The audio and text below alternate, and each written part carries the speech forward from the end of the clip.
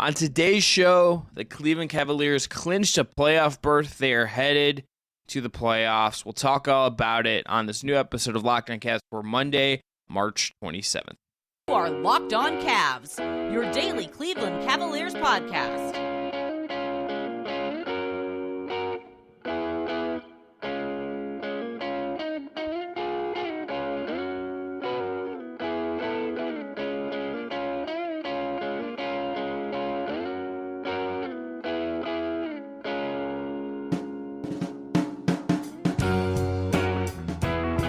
Today's episode of Locked On Cavs is brought to you by PrizePicks, where first-time users can receive a 100% instant deposit match up to $100 with the promo code Locked On. That is PrizePicks.com, and that promo code again is Locked On. I'm Chris Manning, Fear the Sword, Diamond UPROXX, Forbes, Cleveland Magazine, the Just Basketball Show.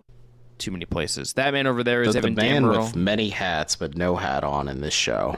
For once, not wearing a hat. That man over there is Evan Dammarell. He's the proprietor of Down Euclid. All right, this show is all about... Baby.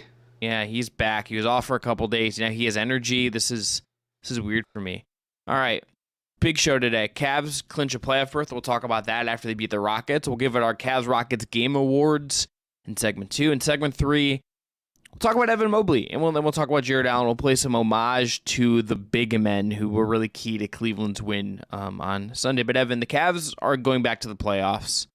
They are in the playoffs for the first time since the 2017-2018 season, and as has been said a lot now, maybe to the annoyance, I'm sure of some, the Cavs are going to the playoffs for the first time without LeBron James since the 1997. They're going to the playoffs. Going to the playoffs for the first time without LeBron since 1997, 1998. Evan, this is a big deal. This just is straight up a big deal. I understand, they've made the playoffs. It's not like you erase those years. But for the Cavs to, accomplish something with the guys they drafted, and then you obviously trade for Mitchell and trade for Allen, for them to accomplish this without LeBron, to do something kind of out of his shadow to some degree, I think is a really, really, really, really, really big deal. It's a big milestone. I absolutely agree. I would say it's untenable to build out of the shadow of LeBron James, no matter what situation you're in, whether you're the Cavs, the Heat, the Lakers eventually one day. But it's even harder to build out of the shadow of LeBron James. Immediately after the wake of destruction, he kind of leaves in his exit because, as many people know, when you have LeBron James on your roster, you have a limited window in order to not compete for the playoffs that the Cavs just accomplished, but compete for a championship immediately. We saw Cleveland jettison Andrew Wiggins and a bunch of their young players and draft picks to get Kevin Love, et cetera, and they had to do a lot of maneuvering along the margins in order to upgrade and maximize the potential they had with LeBron on this roster. And it's tough. The cupboard was bare by the time LeBron left town the second time around for Los Angeles, and sure, they started with Colin Sexton and eventually became Colin Sexton and Darius Garland, and then it became Colin Sexton, Darius Garland, Isaac Okoro, and then you add Allen to the mix, and then you add Markkanen and Mobley, of course, and then you lose Sexton and Markkanen for Mitchell, and here we are now. It's a rare instance where you see a rebuild just kind of come together organically like this. I think a lot of it should be attributed to Evan Mobley just being the catalyst for this team just turning around, especially on the defensive side of the ball. I think that the Cavs remaining patient and pragmatic in their approach, just and realistic in the fact that they aren't a major market team, and they kind of worked with that within those margins too, of finding guys who actually want to be in Cleveland for the foreseeable future and actually be part of what they're building instead of maybe looking elsewhere to the Miamis and the New Yorks and the Los Angeleses of the world. And yeah, it is significant. I'm sure folks are probably going to get annoyed hearing it, but I don't care. It's a big deal. This is the first time in a half decade the Cavs are in the playoffs. It's the first time since I was 4 or 5 years old since the Cavs made the playoffs without LeBron.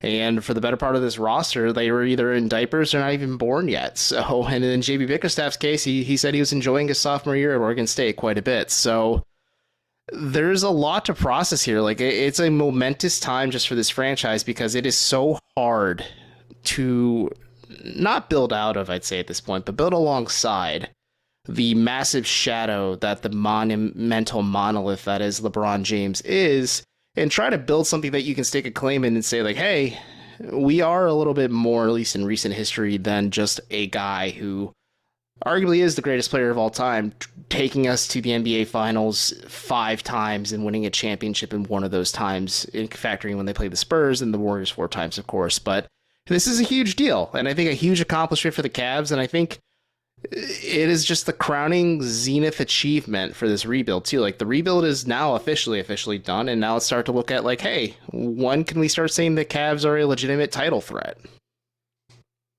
I think the other thing that stood out of after this game, Evan, is just I think that you could tell to varying degrees, and you know who we heard from, and I feel like this is probably the prevailing thought, is like this felt like a thing. It's like, okay, we did this, we're happy about this, we can celebrate this, but we also, I think Mitchell kind of put this to best when he comes up to the podium. And he's obviously the newest guy in the room, right? He is not there for those couple really bad years. He's not there for last year when they make the play-in. And he's not there for Bayline ball.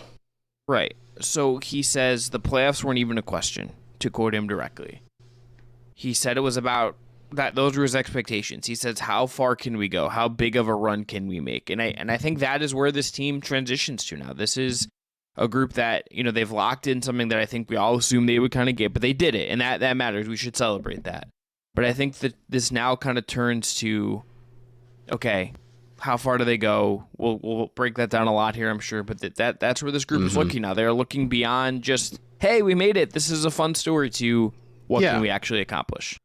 I think that's the best way to put it. Like, Mitchell really did put it best. Like, the expectation coming into the season was Cleveland to make the playoffs. I mean, they wouldn't go out and get Donovan Mitchell if they didn't think they had what it takes to, one, make the playoffs. Like, clearly, I think they have the foundation to do that just based on the results of last year. Maybe if injuries and other things maybe go their way schedule-wise, and maybe they crack through without Mitchell. But Mitchell kind of said on their second West Coast road trip, so maybe right before the All-Star break, about the midway point of the season or so for Cleveland, that it really started to gel for this group, that they are playing for more than just the playoffs.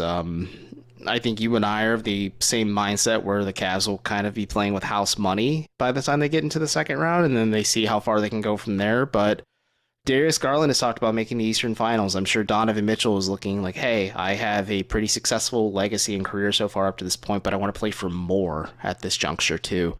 I think there's a lot of guys on this roster who would like to play for a championship one day, and obviously the playoffs are a completely different beast than the regular season, and the Cavs need to get there and probably prove they belong a little bit and kind of go through some more growing pains of just learning what the beast of the postseason actually is.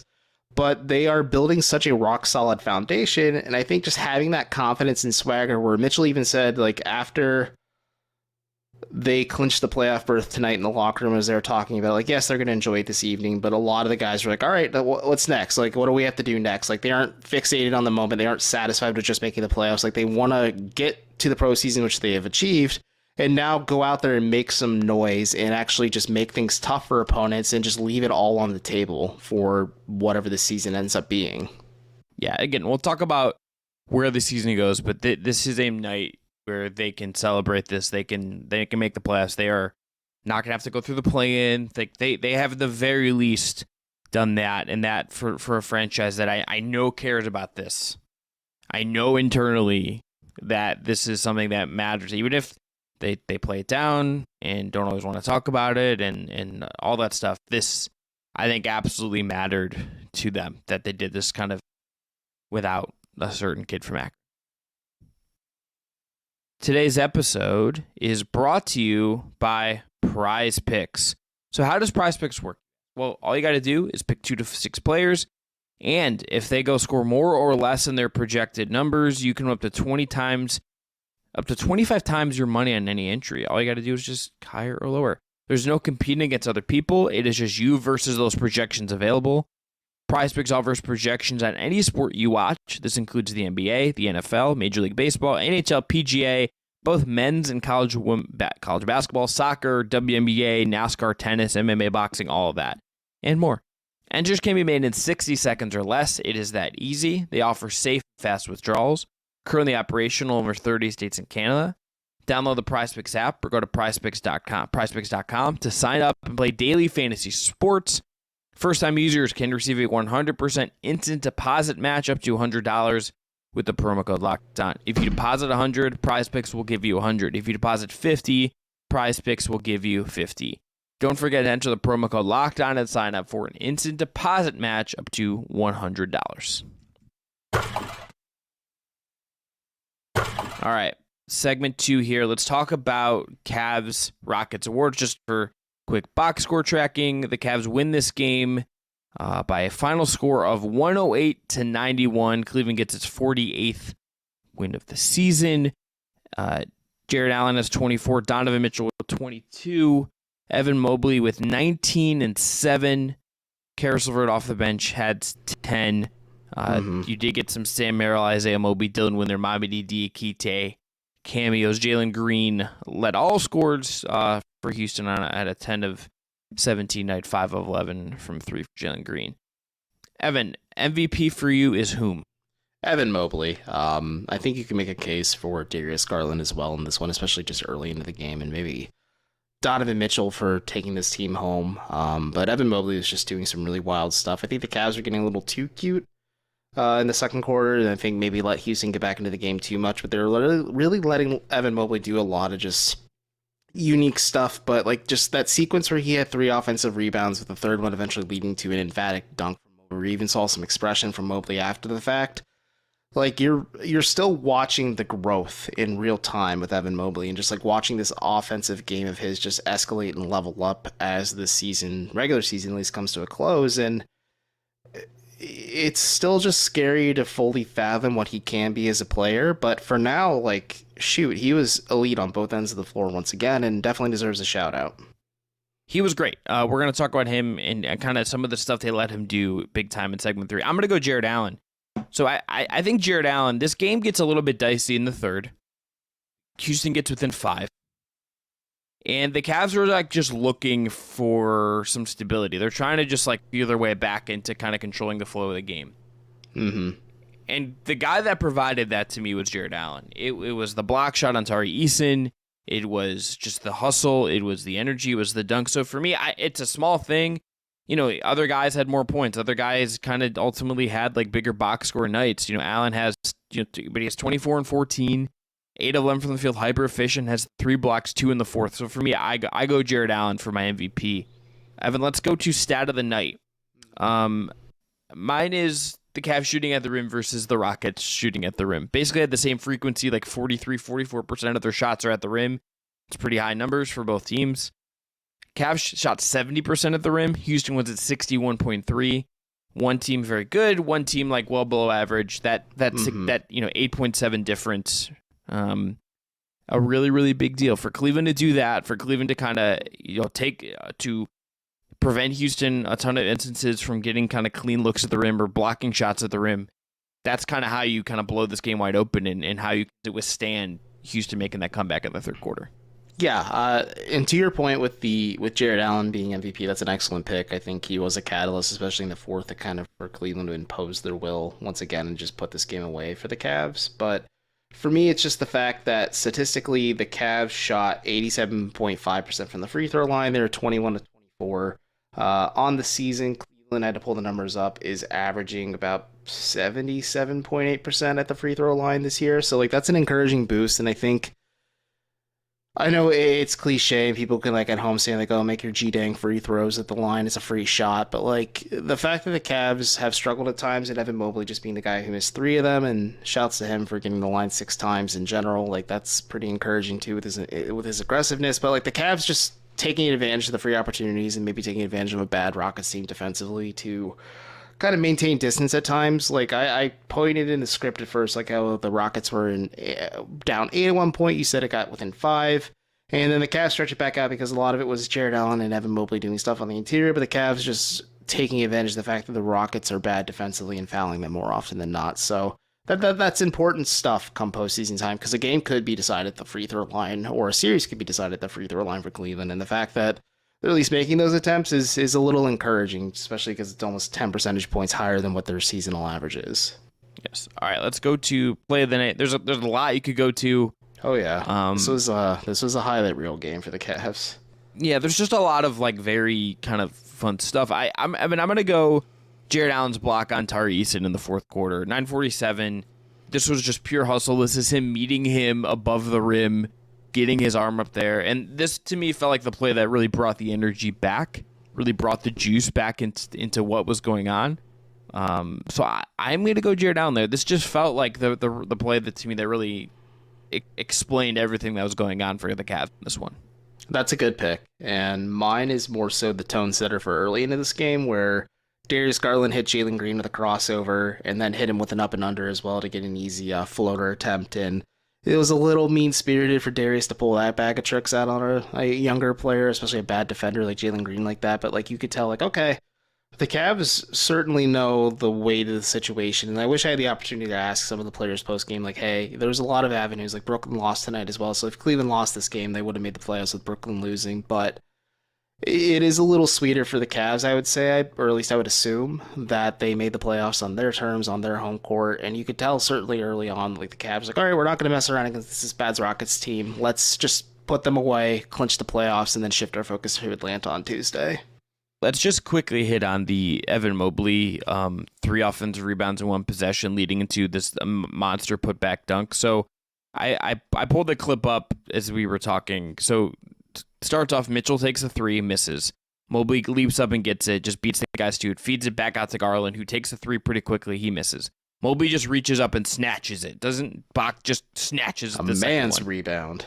Then Jetty takes a 3 and he misses. And Mobley, from the moment this ball is going, Jetty, pump, take a step back. Mobley is above the free throw line and he sees it's not, and he's just tracking it, and you can see his eyes following it. And he just beats 2 Rockets, dude, crushes it in.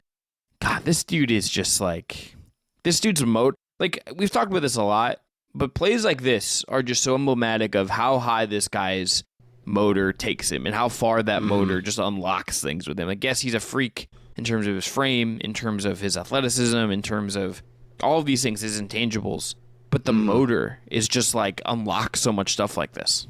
Yeah, and I would never say Evan Mobley's a passive player necessarily. I think he makes impacts in ways that aren't statistically tangible for the Cavs. But like this is an instance where like, oh, this dude just busts his butt on possessions to ensure that it leads to a winning play. And like you didn't see him trying to go up to the basket to get a shot at the rim. He instead tried to maximize the opportunity and had the presence of mind to kick it out to Darius Garland, who missed, then kick it out to Jetty Osmond, who missed. And then I think maybe it was a little bit of frustration just how the possession was going, or maybe it was just the fact that like he got a clean look. But like Evan Mobley's just so hyper aware in every aspect of the game that he was passing up looks for himself to his teammates, and that's encouraging. But yeah, the motor thing is nuts, and the way he snagged that rebound before he kicked it to Osmond was just crazy stuff. Like he's gonna be so good. Like I know it's a hot take.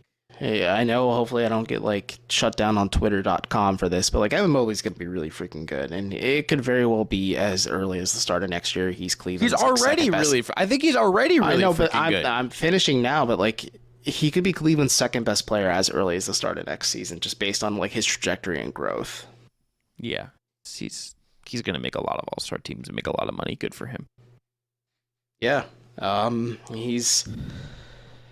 it's just so unique how he's utilized as a player. Like JB Bickerstaff, I still think about it in his rookie year. They dialed it all the way back to the Flip Saunders Timberwolves and used Kevin Garnett defensive sets with Mobley because Mobley's just that cerebral as a defender, and he's only gotten better. Like I think about how he defended Spencer Dinwiddie so well in clutch time possessions against Brooklyn the other night too. Like the Cavs have found their guy in Evan Mobley, but they have plenty of other dudes on this roster too, in Garland, Mitchell, Allen, etc. But like Mobley is their crown jewel, and he is, like, we'll say for this postseason and probably the next couple postseasons, and realistically just as long as Donovan Mitchell's here, the Cavs will go as far as Donovan Mitchell can take them. But there will be a flashpoint where the Cavs will go as far as Evan Mobley can take them on either end of the floor. I think it's going to be sooner than the next couple. But all right, today's episode is brought to you by Built Bar. The Built Bar March Madness bracket is here. We know that you have a favorite bar or puff. Hold on, Evan. I just started the ad read. And now's your time to make it count. Go to BuiltMarchMadness.com to vote for your favorites. I, for instance, know I'm going to be voting for the Coconut Brownie Bar. It's probably my favorite. And like if you want FAU or UConn or one of these teams to win, you're going to be voting for them too when you support them. Support your team, support your bar puff. What, Evan, what? I was just going to say a sneaky good contender is the Grasshopper Puff. I got my box before I went to Brooklyn, threw a couple in my bag, and I stacked on them in between like media availability and the games and stuff. And they're a delicious sweet treat and super low calorie and like no net carbs whatsoever. Remember, when you vote for your favorite bar or puff, you're going to be entered into a drawing where 50 Locked On listeners get a free box of Built. And not only that, but one Locked On fan will win a 12-month subscription to Built to have the Built best bars or puffs delivered monthly straight to their door. You got to try Built, the best protein bar ever. They're so amazing, they're good for you. Remember, they're covered in 100% real chocolate, high in protein, low in sugar, and covered in 100% real chocolate. Go to BuiltMarchMadness.com right now to vote for your favorite bar or puff and pick up a box while you're there. You can vote every day in March. That's almost at the end, so please get going on this. Hop in and support your picks. So we should note, news-wise, Isaac Okoro did leave this game with left knee soreness. JB Bickers he did say post-game that is something he's been dealing with, and that they were looking out for his safety, and that we don't know exactly what the extent of that is. We don't know if he is going to, miss time due to this, but notable. It wouldn't shock me if he's on the injury report Tuesday before the Cavs play Atlanta. Yeah, it wouldn't shock me either. Like you said, Bickerstaff said this is something he's been dealing with for a while and has been playing through it. And it just flared up against Houston, and I think again, the Rockets made this one close, but you could afford to rest Isaac Okoro in a game against the Rockets versus maybe like this game against the Knicks on Friday. Maybe you afford to rest him Tuesday against Atlanta as well to make sure he's ship-shape and right so that you can maybe just close your window entirely and lock up home court for the first round of the playoffs, which as of right now, the magic number is 2. If Cleveland wins 2 of their next games, they secure home court for the first round of the playoffs. So a couple things about this Mobley game that I think we can hit on, and that we can ground it in the now and not extrapolate too much. One of the things that I think really pops from this game is that they let Evan Mobley try stuff. They let Evan Mobley experiment. That is not something I think you're going to see that, I think, pulled back a little bit when you get to the playoffs. But like, he drew a foul on a rip through. I don't think I've ever seen him do that. He hit a one-legged like midi in this game, like that he leaned back and hit on the fadeaway. Don't think I've seen him do that, maybe more than once or twice. He drove full court, got across someone's body, and finished with the off left hand at the rim on the other end. Like, he is really growing into himself. He's getting the freedom to experiment and grow. You see them kind of layer in different stuff into the offense, I think, as a result of that. But I am so into this idea of giving him moments to cook over these last few weeks. Oh, absolutely. Like, we talked about this before I left the show to cover the Cavs in Brooklyn. Like, what else is there to learn about the Cavs? Just with the remaining handful of games in the regular season. And maybe it's moments like this where you're like, okay, maybe the Cavs can do some weird things as they kind of shift their focus to the postseason. And let Evan Mobley do some of this stuff. Not weird in a sense, but like maybe just encourage him to try new things that he maybe hasn't done up to this point in the year. But like you said, there's moments where he took the ball full court, got by somebody and got a look at the basket. And there's another instance where he tried to bring the ball up and then he tried to utilize a spin move on, I believe, Jalen Green, and Jalen Green stripped him on the possession. So it's still going to be a learning process. Like, Mobley, you and I are both team handle on his, just like what needs to happen next for him in order just to kind of hit that next level offensively. But it's encouraging at least to like see like, oh yeah, this is what he was talking about in the preseason when he's saying like, I'd like to bring the ball up on possessions and either like run plays for myself or initiate the offense like that. And the more repetitions and just like practice and experience he has at that, the better it's just going to get. And the more fun, weird, and wild stuff the Cavs can do on offensive side of the ball just to really unlock and just further maximize the potential of this team. Last thing we'll hit on, Jared Allen. Again, I named him MVP for this game. I think very well deserved. But he did congratulate both of us for making the playoffs, so because we're covering. He congratulated it. He broadly congratulated. Not us particularly, the media in general. Yeah, the way you said that made it seem like buzzkill. No, I am pro proper context and getting things, telling it how it actually happened. He leaves. He gives his post-game media session, and he says, "Oh, we made the playoffs," and he congratulates everybody, and then he leaves the room. So, I think this is like about as good as he's looked in like a month. Yeah. I don't know if he's still like quite 100% physically, just with that work ankle issue he's been dealing with since the beginning of the year, but there's a lot of bursts there. The focus on the defensive side of the ball is certainly there, and I believe Bickerstaff said it either pregame or postgame, but like Allen's once again is becoming like Cleveland's most consistent star player, or at least a star player of this core nucleus that he's assembled. And where the fact that like he's always going to give you like a double with a ton of solid rim protection and like really good defense. And as you alluded to, like the why he won MVP, he had some sensational defensive plays in the fourth quarter that just really put the game out of reach for Houston and just made this a win for the Cavs. And if they didn't have Jared Allen, I think they'd be in a much different place, obviously. And it's funny. He was asked in Brooklyn, like, do you ever think about like what life would be like if you weren't traded to Cleveland? He's like, no, not really, because I just try to live in the moment and just I haven't given it much thought. So it's kind of funny. He's just like, that's a good question, but no, I haven't. He's like, because I'm here now, and like it's just interesting to think about that.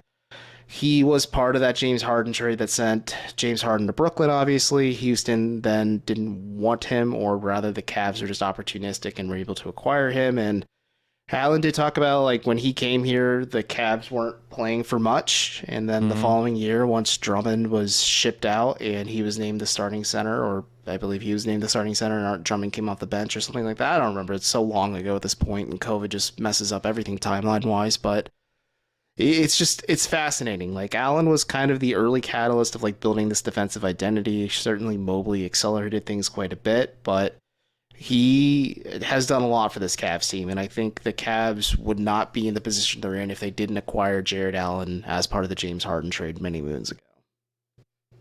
And how did he look tonight to you versus how he looked physically in Brooklyn?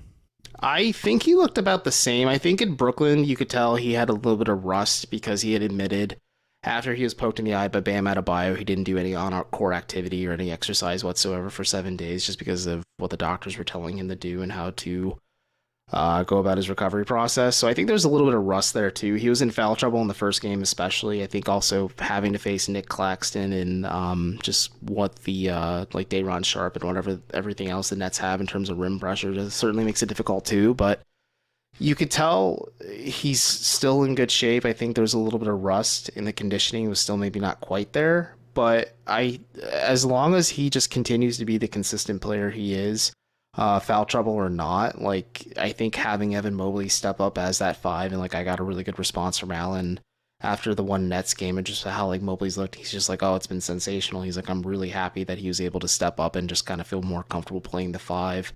And I think if you look at it like that unlocks more stuff for Cleveland too. And maybe if like Allen is dealing with foul issues, or maybe he isn't quite 100% physically, because there's not a lot to gauge from this Rockets game at times too, just because of how little defense is played on Houston's side of things, whereas Cleveland kind of turned up the screws a little bit at times too. But it is definitely something worth monitoring. But at least he looked a little bit more right physically against Houston than he did against Brooklyn last week. All right, thanks everyone for listening to this Monday, March 27th episode of Locked On Cavs.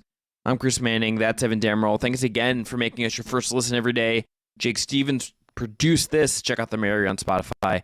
Now make your second listen game-to-game NBA every moment, every top performance, every result. Locked On Game-to-Game covers every game from across the NBA with local analysis that only Locked On can deliver. You can follow Game-to-Game on Locked On NBA. That is available on the Odyssey app, YouTube, and wherever you get your podcasts. Remember, hit subscribe on YouTube. We're doing a Ricky Rubio bobblehead giveaway. Help us get up to the numbers we need to hit.